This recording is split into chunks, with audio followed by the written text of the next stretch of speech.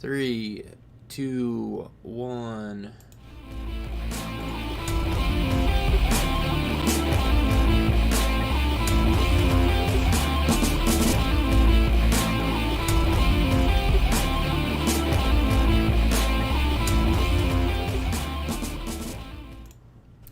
Welcome everybody to Geekvice episode 290, proving any vice with enough geek can become a virtue. My name's Morph, that man's Kip. Good evening, Kip.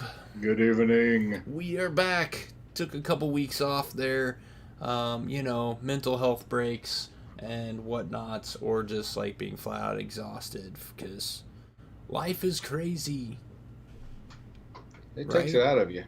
Yeah, I mean, even in the quarantine world, I just feel like, man, there's some days where it's just like, I am just flat freaking exhausted. So then you try to take a vacation. So, that's what you do. You try to take a vacation. But I will say the other thing that was really nice is the fact that my deck is finally done. So my yard is now mine. It's, I'm gonna see if I can't. Let's see if I can put this picture up on Google's. On the screen. I hadn't tried this yet, and I probably should have, but I didn't. So hey, no, that's not the right thing. So talk amongst yourselves while I figure this out. Yeah. That's how we roll. We do this just like little bits at a time, and whenever we can. Right. We just try to do stuff, and I don't know if this will work or not, but we're gonna try it. Let's see. If I put this in right here, say okay. Now if I make this, nope, not what I wanted to see. Got to see my Google page. So, let's get rid of that. If I was smart, I would have done this like beforehand, but I didn't. So, let's try it this way. Yeah, this stuff happens. We just make random things. And if I do this, oh, look at that. Snap. This is going to work. Here we go. Alright, now, that is what my deck looks like. Nice. Make it a little smaller so that everybody can see me. And you. And maybe get rid of, like, the top stuff that you don't need to see. There we go. Look at that. That's my deck right there. Big deck. Yeah, that is quite the deck. That's what I tell my peoples that I got a big deck. If you know Where's what I your mean. grill? My grill is actually sitting right down there. Oh, there it is. It's on the bottom. Yeah, we've moved it over now since then to right here, underneath the stairs, because the stairs have now been fixed so much so that the make it big so you can see everything. The stairs have been fixed. Originally, kind of what we had before was similar deck. The top part that is up here was much smaller, and we extended it, almost doubled the size of that, and then these stairs actually came down really, really steep, and they don't do that anymore, so it's really nice and really big and spacious. And this picture is actually taken before all the furniture is on it, so that's impressive. Yeah. It is really, really nice, and I will also say it is really, really nice to have my, backyard back, because I didn't have that for the longest time, and, just being able to send the kids outside now is really nice, and, so, yeah. It's good to have that all done. So we've got the roof done, the painting done, and the deck done. We are done. We're done.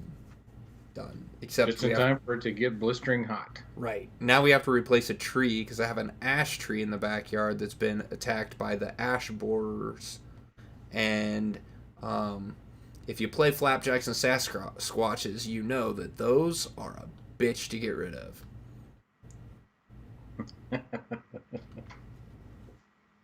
That's right. It all comes down to what you can get from flapjacks and Sasquatches.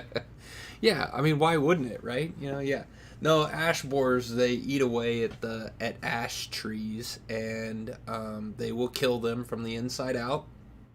And there is no way to permanently get rid of them.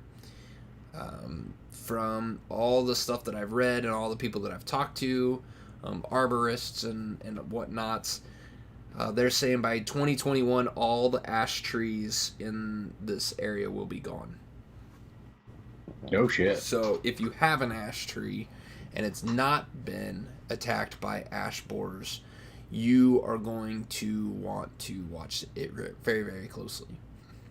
So yeah. Now so I have when to you have cut the tree down and get rid of everything, they're gone at that point, or are they still in the ground? And no, they'll leave because the only trees that they hurt are ash trees. Huh. So once there's no more ash trees, then the ash borers will move to a different area that have ash trees. That is the weirdest thing, and I have no idea why, and I'm not sure that anybody else knows why. You can pay to have your trees treated, but once they get attacked by the borers, they're like, you can have it treated, but eventually it will kill the tree. Like they will come back. This sucks. I did not know this. So now I don't know if there's certain climates or whatever that maybe the ash borer bugs don't like, and so ash trees are okay in those areas. I don't know, but in this area where we are, ash trees are getting attacked. And what really sucks is the ash tree that we have is about 20 feet tall. And when it was, last year, it was all green and big green leaves and filled in and looked really great, and it shaded that deck really well. Now it is half dead. The top half is dead, and so yeah, it doesn't. So it's coming down. Doesn't shade it well, so it's gonna have to come down this summer. But then I gotta find a new tree to plant. Well, it's not going to be an ash. It is not going to be an ash tree, but hey, it is what it is. Joys of owning a house is what I say. Joys of owning a house. It just gets more fun every day. Yeah. So I got that going for me, which is nice. My house is back. My yard's back. My house. Oh, we split the kids. I don't know if I even talked about this before, but so in the last couple weeks, my kids have been living in the same room. They have been sharing a bedroom for a lot of years. I think we're approaching like 5 years, 6 years, something like that they have lived in the same room.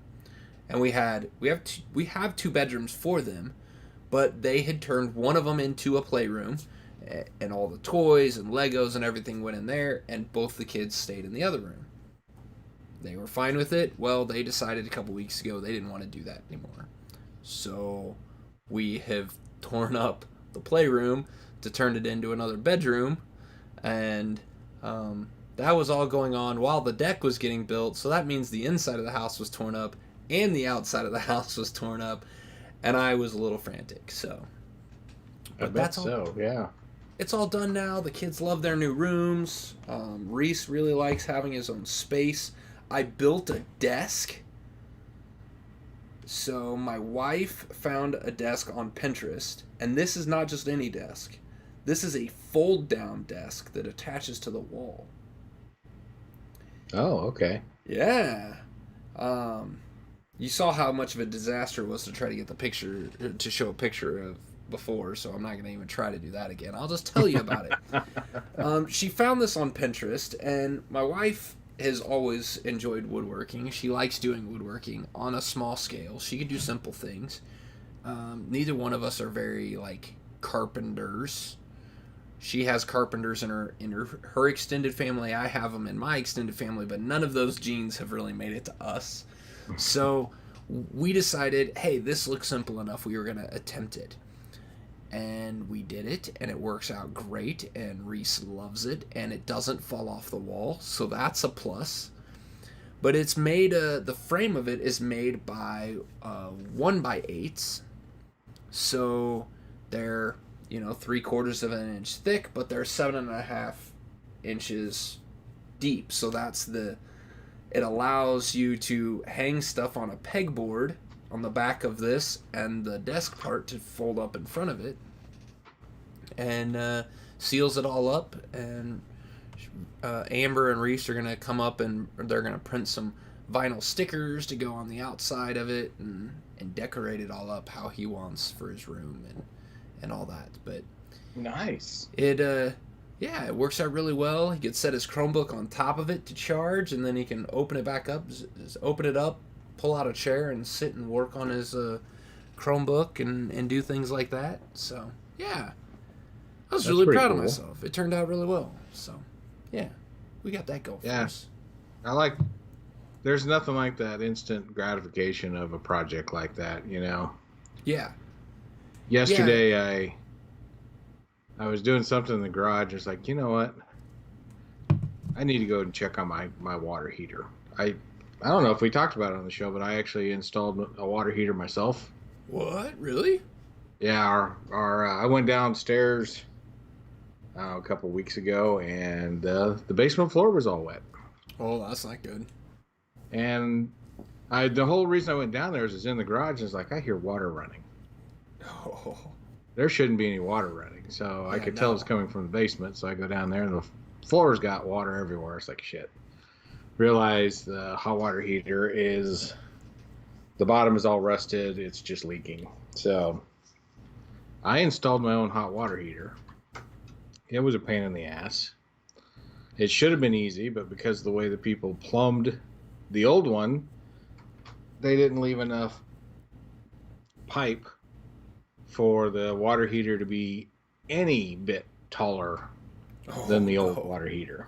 Oh, man. So I actually had to move the cold water line. I had to actually move that entire line to make room for this new water heater. But I did it. Yeah. Got it all done. Been afraid to go down and look.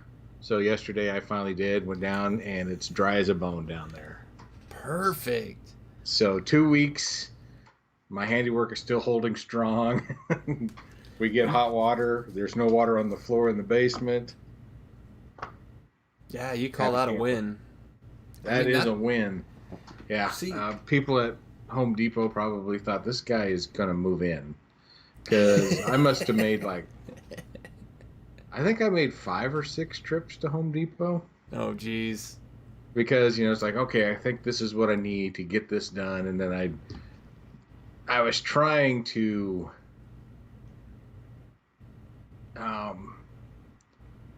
cut engineering corners to make everything work. When finally it was like, okay, I just need to move this pipe, so I gotta go buy some copper pipe. I gotta get a torch so I can do my own soldering. I finally just the last trip was like I'm just getting everything. Yeah. And then once I did that, then it went together actually fairly quickly, and honestly it took me I think 6 total hours. Yeah. To do it. But if you consider 6 trips to Home Depot, there's 3 hours. Yeah, right. And the other two of the hours of the 3 remaining is draining the old one and filling up the new one. So it probably took an hour total of work. That's pretty impressive. Yeah, but the rest of it just finally it was like a Tuesday night, I think. It was a Tuesday when I dug into this thing. It was the Tuesday after Memorial Weekend because I didn't notice it. Would have been nice to notice it Memorial Weekend. I could have just done it then.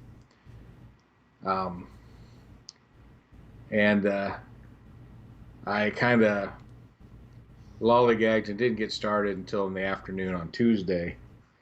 Finally, Tuesday night about 8 o'clock, I'm like, I'm just tired. I'm done. I'll finish it tomorrow because that's when I realized I'm gonna have to shut off the water to the house. Mm-hmm. I'm gonna have to cut this pipe. I'm gonna have to put in a new fitting, a new valve, everything. And it's like, yeah, not doing that tonight. So I got up Wednesday morning, figured out everything I needed, went to Home Depot, came back, put it all together, turned on the gas. It's like, well, I smell gas, so turned off the gas. Tightened some things down again, got a thing of soapy water, turned on the gas again, sprayed it on there, still blowing bubbles. It's like, great. Turn off the gas, cinch some things down some more. Finally got it to stop leaking. It's like, all right, at least I got the gas to stop leaking. The big test is turning on the water. Yeah. Turned on the water, nothing. No leaks. It's like, okay, this is fantastic. And then it took, like I said, like an hour for it to fill up. And then once it did, then you can light the pilot light. It says don't do it. Don't, do it when the tank is empty. I guess you can damage it. Right. So got that done. It's one of those where you just turn the dial to pilot light and you hold these two buttons down and you can hear the igniter going. Yeah. And then in the instructions says you'll see that the pilot light got lit. I never saw it. It did never look like it was lit. But it also said this light will start blinking when it's lit. So I'm keep doing this thing. It's like I don't see it. It's dark in there. I should be able to see it. Yeah. Never could see it, but the light was blinking. So I turned it to temperature just to see what happened, and it kicked in, and then I could see the flame. It's like, fuck, I'm done. So I put the cover on, cleaned up, put all my tools away, and waited another, it was like 2 hours. For it to heat up?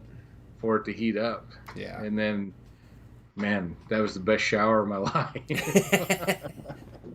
Well, the worst part about it is it had been like a week that I hadn't shaved.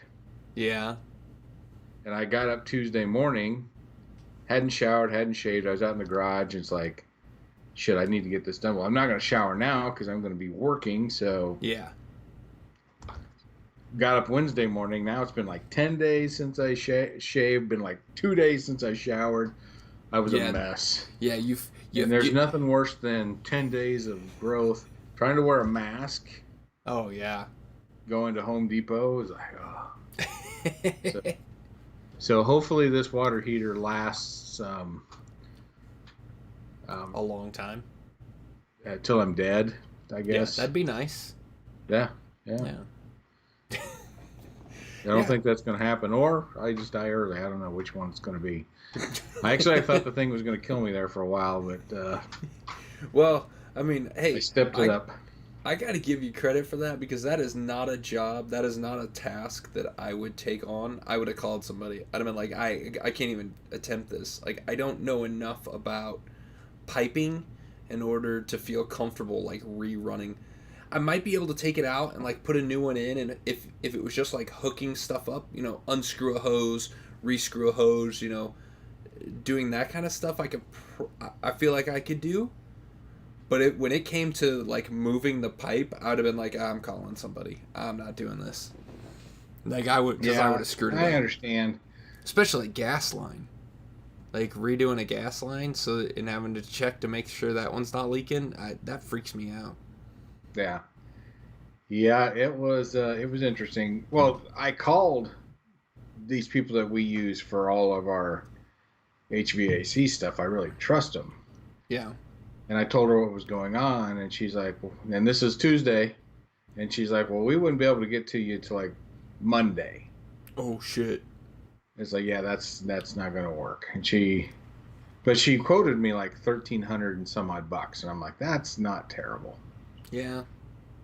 So I thought, screw this. So I started looking at YouTube videos, and they were showing how to do it. It's like, that does not look that tough.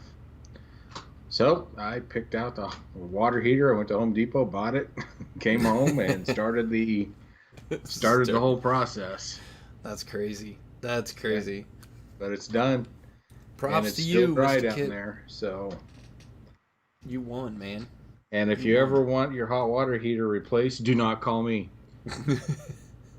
Man, I was actually thinking, we've replaced the air conditioner and the furnace. I mean, the hot water heater is the next thing we're gonna need to replace. So, I mean, I'll call you when that needs to be done, because and I'll give you the phone number of the people that I wanted to have do it in the first place. Yeah, that's kind of what I expected. Kind of what I expected. But that whole story was just to talk about how great it felt to walk down the stairs of the basement, look into the little room where the hot water heater is, and the floor is completely dry. It's like, wow, yeah, this is so great. Yeah. It is. It's a good feeling when you get to make something and it all works out. So I gotta ask, because you posted it on, I believe it was Instagram, maybe on Facebook. I don't remember. Twitter. One of those places Instagram. where I follow at Kip Killigan. You made some nice little wontons for wonton soup, or are they actually called wontons, like the things you made, or are they actually like dumplings? To me, they're one and the same, but I guess in the context of this soup, they're called wontons. Yeah. Okay. I actually had to go to an Asian grocery store, the one by the Tanners we used to go to, called 888. Yeah. Mm-hmm. And what a great store. Yeah. Yeah. Unfortunately, I knew exactly what I wanted, and I just wanted to get in there and get the heck out. Right. But because wearing a mask and all that stuff. But once this is all over with and I don't have to wear a mask, I'm going to spend like an hour in there someday and just check it all out. But I had to buy wonton wrappers and like Chinese cooking wine and sesame oil and minced ginger. I thought, might as well get it here. And I was surprised how cheap everything was. Yeah? Oh, yeah. The wonton wrappers, it's like a stack, like 2.5, 3 inches tall. Probably 3x3 squares. Like, I think they were $1.79 a package. Oh, wow. Yeah, so I bought 2 packages of those, and then the cooking. I think my most expensive item was those 2 packages put together. Everything else was less than, what is that, $1.58? Yeah. That's crazy. Or $3.58, I mean. Yeah. Everything was cheaper than that. Bought a great big bottle of rice wine and a bottle of sesame oil and a big thing of minced ginger. I think we're all cheaper than that. That's nuts. That's kind of cool, though. They looked really good in the picture that you had posted. Oh, they were great. It actually turned out. The hardest part, to be honest, is assembling the wontons. Oh, I believe that. Like trying to fold all the stuff up and like get it to stay closed. And so the wife and I just sat at the table together, and she would roll the meat into a little ball, I don't know, size of a big marble or a pinball. Yeah. Okay. And then she'd put it in the middle, and then I would take the wrapper and wet the edges and then fold them over and do the magic with them. So we had this assembly line going. It probably took 15 minutes. Yeah. 20 minutes to do all. We went through the entire package, one entire package. Still had a little meat left over, so I'm going to do it again. But yeah, it got all done. Then the rest of it just gets done in an Instapot. And the funny thing about that is when you set it to pressure cook, you set the time to 0. So as soon as the thing gets up to pressure, it's done. Oh, really? And then you just release the pressure and you have soup. And it was really good. I was like, wow, I'm going to have to make this again. And my wife was like, oh, this was awesome. And I got 2 bowls of it the night I made it. and now it's gone, and that was all I got.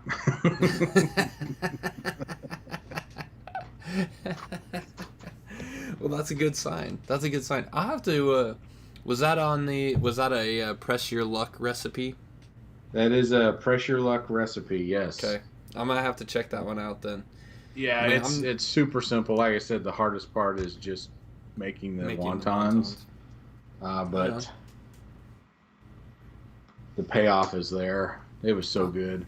I'll have to. And he says it in his video, and it's actually true. You get wonton soup from a Chinese restaurant, and it's less than.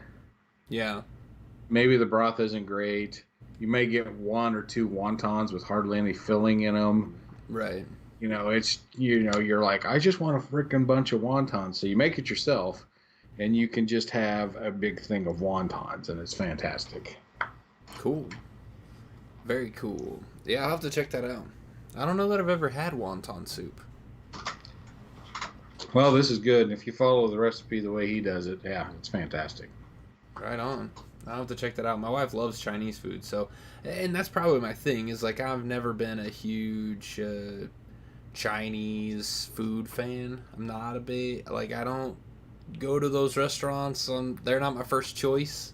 I'll eat them. There's stuff there that I eat, so it's okay, but they're not like my first choice. So I don't know that I've ever had wonton soup. I've been wanting to make some, but every time you look up something like, I really love General Tso's chicken, it's like, I should make that.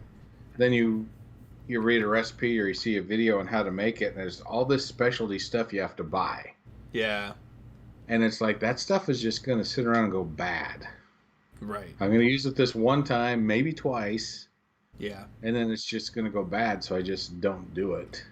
So Amber makes like an orange chicken that's actually really good.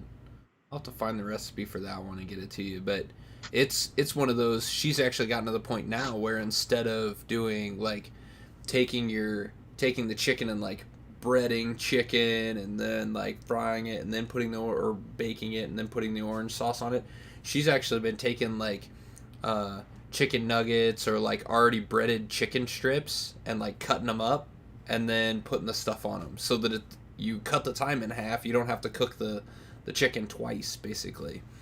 Yeah. So, it's not as ideal, but when you're looking to try to make a meal quickly, it works out really well. So. And I always look at it this way: did it taste good? Did you enjoy it? Then it was exactly what the recipe needed to be. Exactly. Is it better than is it better than making it all from scratch? Probably not. But when it takes a third of the time, I will win. And when my kids eat it, 2 kids, yeah, right. When the kids eat it, then it's like done, solved, problem solved. And we didn't go to McDonald's. Yay! It's a win. Yeah. So yeah, it's because of the pandemic and everything. Just going to certain places, it seems Herculean to do it. Yep. So that's why I've been just finding recipes online and saying, all right, I'll try it. Yeah, and we've been doing a lot of the same thing. We've been cooking a ton. And it's actually like, even though we've spent more money at the grocery store than we have in the past, we're actually saving money. Like, our credit card bill is actually lower than what it's been before. And it's kind of crazy. We feel like we're like, man, the credit card bill is going to be huge this month because we bought so much stuff from either the grocery store or this place or that place, like to get food, like to get the ingredients that we need. But like, in the end, that stuff ends up being, cheaper, and you get more food out of it, and so you don't have to fix as much or as often, and yeah. Yeah, today I was thinking about that because we went to lunch with some friends after we went to the World War I Museum, and it was, with tip and everything, it was pushing $50. Yeah. And it's like, I balk when I go to the grocery store and it costs me, $100 or a little bit more than $100. Then I realize that's 2 meals out. Yeah. Yeah. And I bought like a week's worth of groceries for that. So right, yeah. Yeah, we've been saving a ton of money too.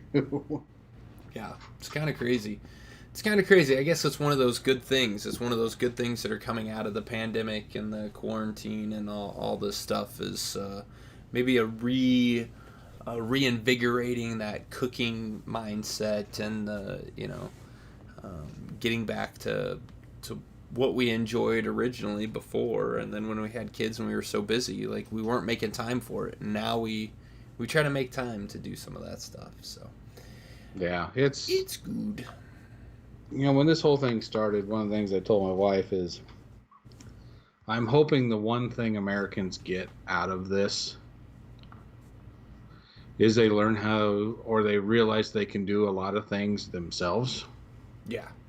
We become more aware, sustaining, yeah. Self-sustaining. That's the word I was looking for. I know we have. I put in a freaking hot water heater for crying out loud. So. Oh yeah. So, I'm hoping more people are getting that as well. I mean, I had a tree taken down. I didn't do that myself. You had a deck put in. You didn't do that yourself, but you built a desk. Yeah.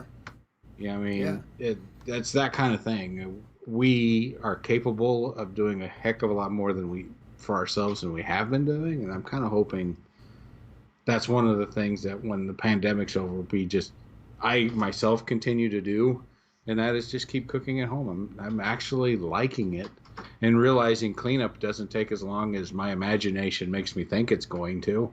Right. So yeah. When I did the wontons, the kitchen looked like hell. It's like, this is going to freaking take forever. But once everything went into the recycle bin and the trash can and the dishwasher, it's like I only have to hand wash like 4 things. I'm in pretty good shape here. Yeah, exactly.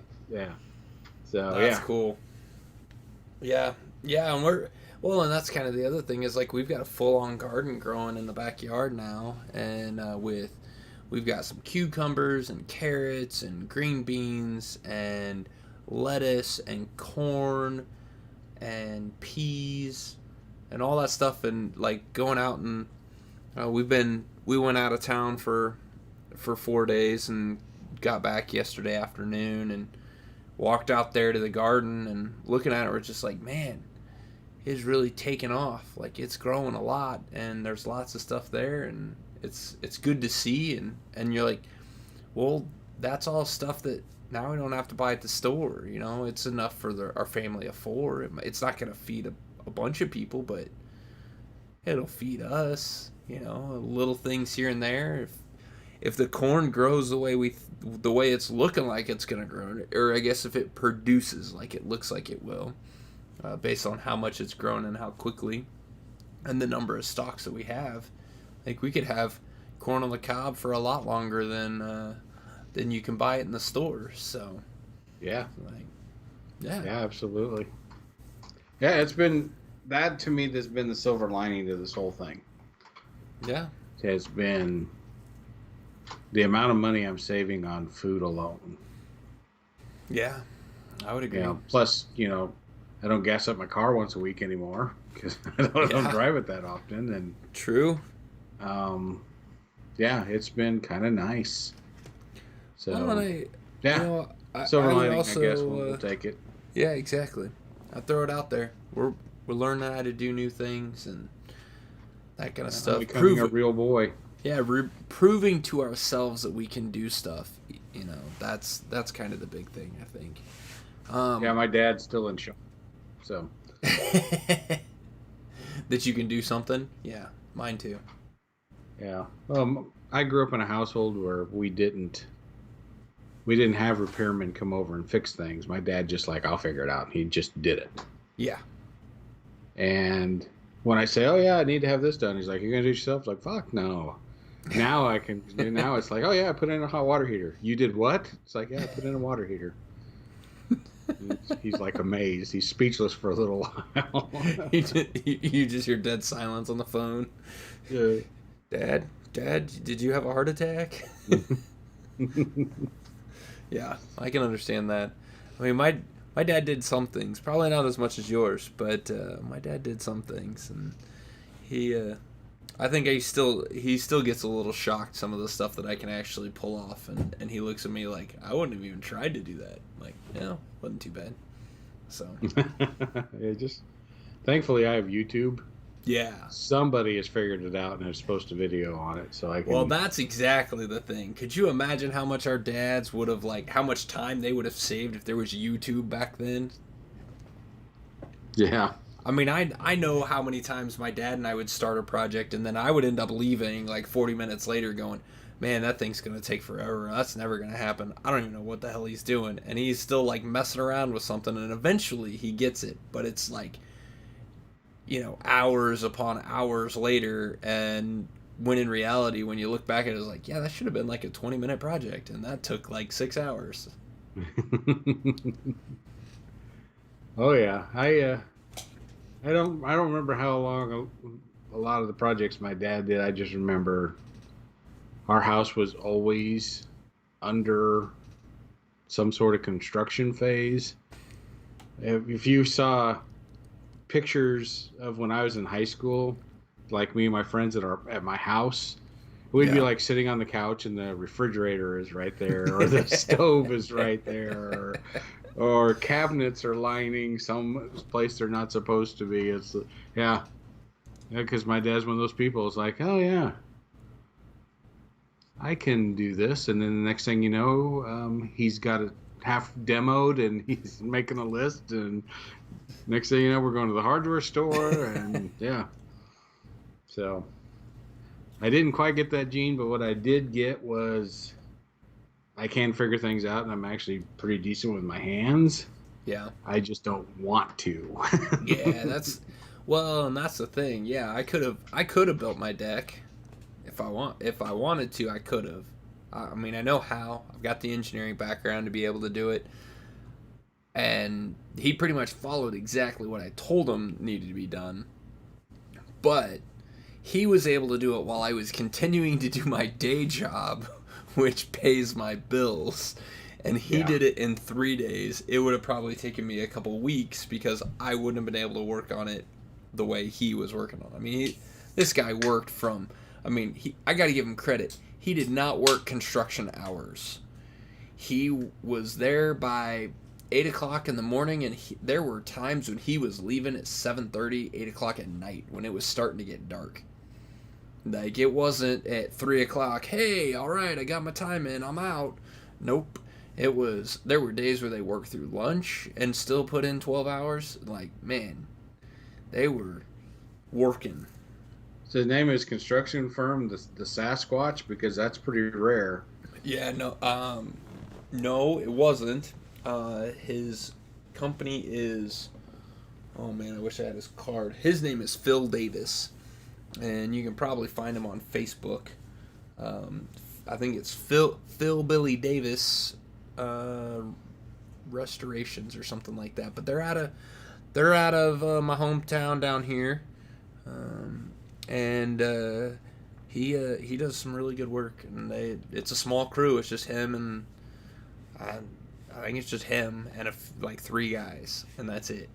And they just travel around doing what needs to be done. So, yeah, they handymans of sorts. But I was really impressed with how quickly they were able to do it, and part of that was the number of hours they were putting in. They weren't skimping on it. They weren't working half days. Well, I haven't seen it in person, but judging by the picture you showed, it looks pretty solid. Oh, looks yeah. Looks like they did a great job. Yeah, he actually called some of the reinforcing that he did to it. It's actually called hurricane proofing. So he's like, this deck will withstand. He said I could put 30 people on that deck, and it's not even gonna feel like it's moving. I'm like, well, first of all, I don't like 30 people. So I'm not going to put 30 people on there. I'm not even sure I know 30 people. So, I mean, if we invite the entire fandom of Geekvice, we might have 10 people. Maybe. Maybe. Maybe. All you people listening to us, you know we love you. You might be few, but you're strong. That's right. That is right. So you threw out a mention that you went to the World War One museum. I want to hear about the World War One museum. So, if you're ever in the Kansas City area, listeners out there, or you live in the Kansas City area and you have never gone, I recommend the World War One museum, which is near what's called Crown Center here, which is like 31st and Broadway-ish, I guess you could say. Yeah. Main, maybe 31st and Main area. In there. And it's actually pretty phenomenal. It cost... I can't remember what it cost. It was a little more expensive than I thought it was going to be. I think it might have been $18 a person. Still not horrible. Excuse me. The people that we went with, the wife is pretty knowledgeable about the museum and everything, and now all of a sudden now I got a tickle in my throat. She told us that.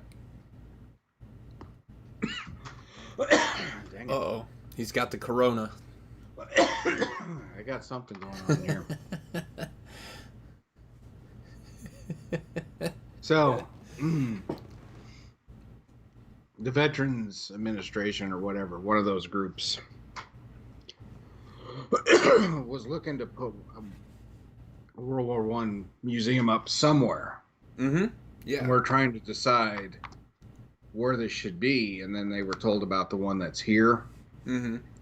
They came and visited it and went, wow, this is pretty solid. This is well done. And they decided they didn't need one because we've got one. Yeah. So, not a lot of things in Kansas City I would consider to be national level type of things. Our World War I museum is. Yeah. Oh, yeah. It is the National World War I Museum. I did know that. And my son, my oldest son, has actually been there. He actually went there with my parents. And I got a little frustrated with them because they didn't tell me they were going. And I kind of wanted to go. I haven't been, and I would love to go. So he tells me all about it and that how cool it is, and I haven't been. So I need to go. Oh, it's extremely cool. You know, it's... So I'm just going to do start to finish of the thing. So when you first walk in, you know, it's like any museum about an event. Mm-hmm. You start out and it talks about what happened coming up to the event, the events, and how it ends. When you read all the stuff that led up to the beginning of World War I, you could change just a few things like the major goods that they were fighting over or the name of the country that they were dealing with to modern day stuff, and it's exactly what's going on right now. It's scary. You ever reading that? It's like, wow, yeah, take Austria-Hungary out and put China right there. Yep, that fits. You know, it's just, yeah, you know, it's like, I guess we haven't learned our lessons. Yeah, but the only thing that hasn't been done is Archduke Ferdinand hasn't been assassinated yet. No, but, you know, there's still time. There's somebody out there that could be the emphasis. But anyway, so the beginning of it, you know, you're reading the timeline and how things escalated to where they are. And then you start getting into the meat of the thing. They have more weapons, things like howitzers to pistols, sniper rifles, all this stuff. I don't know how they got their hands on it. They've got uniforms, they've got the kits, they even have a trench that they recreated in there. They've got... you're just walking through this going, this is amazing. My cat just completely can't even believe it herself. I was how saying great she it is. agrees. Nick, quiet down. Yeah. This is how she tells me she's hungry. Anyway, so they've got all this great stuff, and of course it's organized and numbered so you can read the plates underneath telling you what it is and what country used it and what this was used for and all this other stuff. And you're walking through there going, this is amazing. I'm not a big picture taker, but I took a lot of pictures in there, and they allow you to do that. Oh, They'd rather cool. you take a picture than touch. They don't want you touching anything. Right. It's okay. It's okay. But, you know, hopefully she didn't mute anything. Can you still hear me? Nope. You're still good. Okay. She just stepped on the keyboard. Anyway, it's a great learning experience. You know, I think it's good for kids because there's a lot of interactive video type of stuff. Mm-hmm. But for the adults, just reading about the history of it and what took place and the equipment used and the hardships these people went through, especially there's a map of trench warfare with no man's land in the middle. Yeah. You know, the geek people would recognize it as where Wonder Woman took control in the movie. Yep. And you're like, how did these people do this? Yeah. They talk about how World War I was supposed to be the war to end all wars, and it was one of the most bloody, disgusting wars ever. I mean, chemical warfare was used and things like that. A lot of things were outlawed after that war because of how bad it was. Yeah. And you get to see, there's even a place you go where you're standing at the bottom. It's behind glass, but you're at ground level looking at it, and it's this big slope going up, and you're standing in the bottom of a bomb crater. A bomb went off, and this is what it looked like. This is what the crater looked like, and you're like, damn, that's like a 3-story house, you know. Yeah. And it's just a big hole in the ground that a bomb did, and it's like you start to understand the destructive nature of these things and the hardship these people what they went through. I mean, it was amazing that more people didn't die. A lot of people died, but it's amazing that more of them did. And the way the thing is organized, you get to see everything. You get to see the hat pins from all sorts of countries, patching that goes on the sleeves and stuff. All the divisions from the United States Army that they're all laid out, and it's amazing. You feel like when you walk out of there, you know just about everything you could know about the military action of World War I. That's crazy. It is. It's fantastic. And there's this one area. It's kind of split into two. The top floor is, and between the two areas, there's a big movie screen that they just play this film over and over, and you're watching this film, and it has the screen, and you're up at screen level, and then down below is kind of a mock-up of a battlefield where you got 3 guys, mannequins basically set up, walking through a trench, and all this debris and stuff going around. It's like this couldn't hit any more close to home other than being there. It's pretty wild, and I highly recommend anybody going. It's worth the $18 per to see it. Yeah, I want to go back because so there's the main floor when you walk in on, and according to my wife, there's a floor beneath that even has more.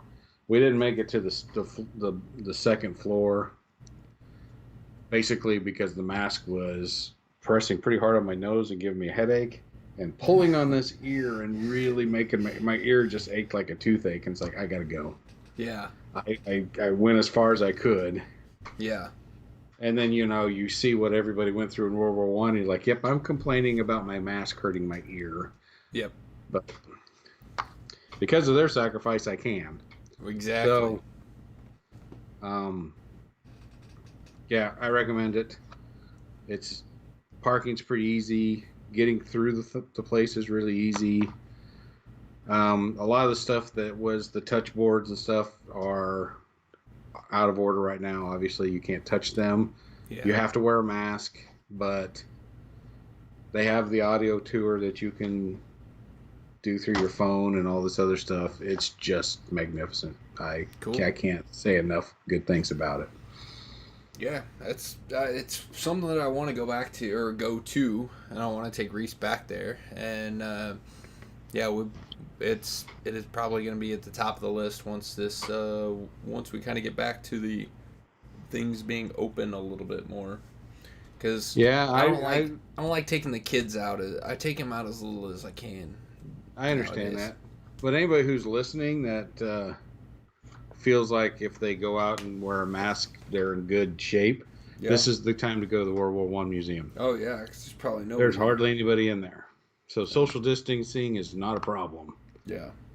So yeah, I got the very first parking spot closest to the door that wasn't handicapped. Yeah. That's how light it was. Yeah, it's. If you're into museums and you're into history, this one's going to scratch all the itches. You're just going to walk through there. You want to read every word. I think I could have spent an entire day in there. That's really cool. That is really cool. I like that. Well, you know what? I think that might actually be a good place to end. I know we've got a lot more stuff that we can talk about because I know you watched The Joker. I've finished one show on Netflix, and I'm almost done with the second one. So we might save those for next week. Sounds good. Because I feel like that's a good episode. I feel like we've gone through a lot of stuff, and we're looking at 55 minutes now. So, yeah, you've been tortured enough. Yeah, we'll put a pin in this one. We'll save some stuff for next time, and we promise we won't make you wait 2 weeks for the next one. We will get back onto the regular schedule. We're gonna start doing this more.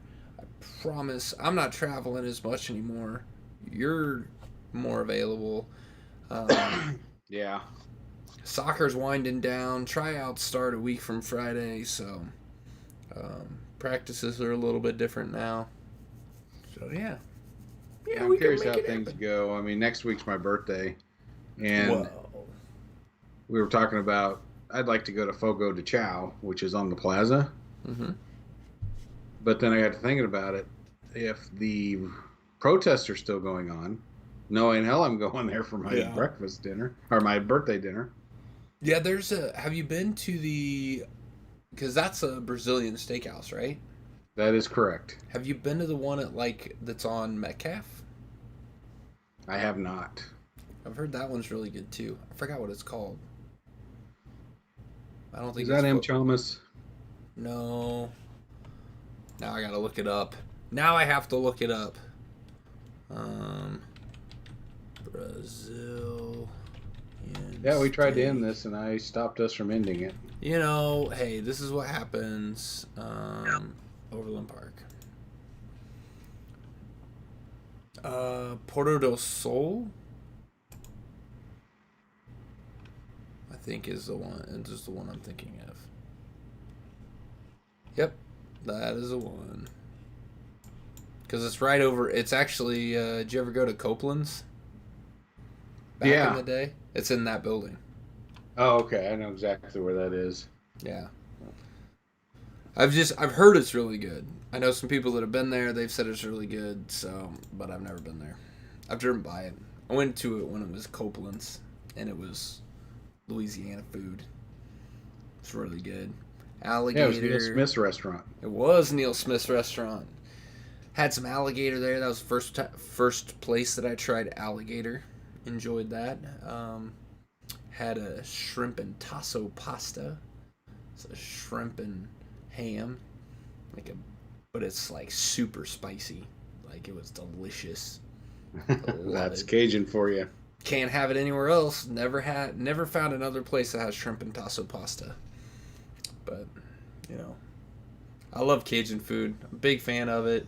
I want to go back to Louisiana and actually get some real Cajun food. So we had some when we were down there, but we were only there for a few hours, so didn't get enough. I need to stay there longer. Need me Cajun. Need me some Cajun. All right, that's enough. This is where we're going to wrap this up. All right, boys, boys and girls, you know how this works. Go check out our blog at geekvice.blogspot.com. Follow us on Facebook, facebook.com/geekvice. You can go follow us on Twitter. Like we said before, you can follow that man over there and his pictures of wontons at Kip Killigan. You can follow me at Geekvice. You can also go subscribe to our YouTube channel. If you're not watching us on the YouTube channel, then you should head over to YouTube. Search for Kip Morph. We're right there. You just click the subscribe button. Click the little notification button. You'll get to join us live when we do these recordings, but you can also check out all our videos. So all the pictures that we put up today and any pictures we show in the future, you'll be able to see them there. You can also, of course, as always, you can reach us by email at geekvice@gmail.com. Thanks, everyone, for listening to our ramblings, and we will see you next time. Later. This podcast is part of the Podcast Arcade Network.